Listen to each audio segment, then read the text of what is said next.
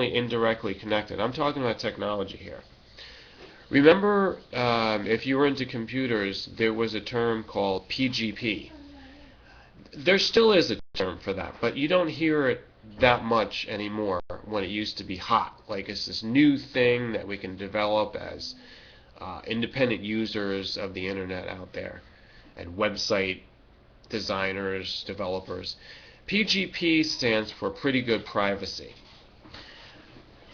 So not only it has to do with how you develop your website and how you use the internet, it has everything to do with communications. It means that if you do something and you intend to send it to a point to point, that's the only people that are going to get it. So it has a relation to privacy and security. And so they were using the programming, and it's basically protocols. Internet protocols, ICP, TCP, that type of thing is also connected with this. So the important thing to understand, even if you're not, a technical wizard, even if you're not a programmer nerd, such as myself, but I'm not really. If you're not, and you just don't understand the basics of this, it means that nobody can listen in to your conversations that you're sending over there and over here and, thousands of miles away, domestically or internationally. Nobody's supposed to really be listening in, because now you have phishing and you've got, all kinds of things, hacking. Well, who's the hackers working for?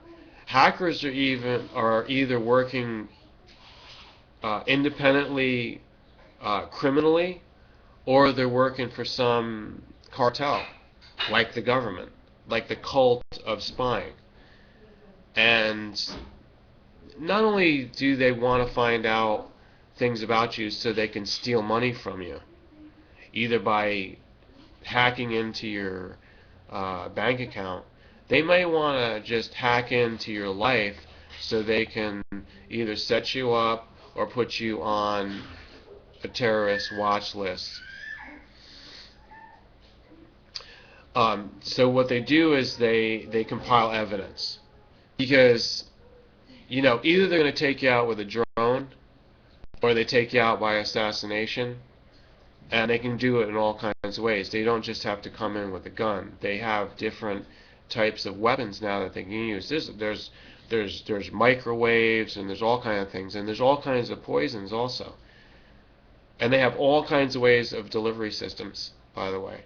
Very interesting. They can just send someone into your personal life through your social networks now. You have no idea, but you think that this is a new friend, and then when you're getting together with them, they're dropping something into your drink. Not even slipping you a Mickey. It's worse than that, because you're going to wake up dead. So they have all this set up, but in order to, don't worry, I'm not making everybody paranoid here, but in order to activate all this stuff, you really have to be a marked man or woman. They have to mark you off and determine that they want to go after you, whoever they are, whether it's the mafia, one of the governments of the world, all this kind of international intrigue out there. They have to determine that you're a threat or that you're the enemy. Okay? So we're talking about technology in terms of this. All right? I want to get personal. I want, my ego is just like hankering to tell you what I'm up to and, what I've dealt with, because it's actually very, very exciting. But I don't do it just for the thrills. I do it because it's what I am and what I believe in.